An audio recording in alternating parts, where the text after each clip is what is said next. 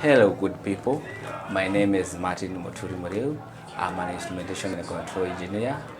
In support of the fight against COVID-19, I have invented this mechanical hard-free water and soap dispenser to eliminate possible contamination due to multiple use on hard-controlled dispensers. This machine is made with locally available materials. It can be modified to suit different requirements. I would like this machine to reach as many people as possible in Kenya, and in conjunction with like-minded people, we can make this happen.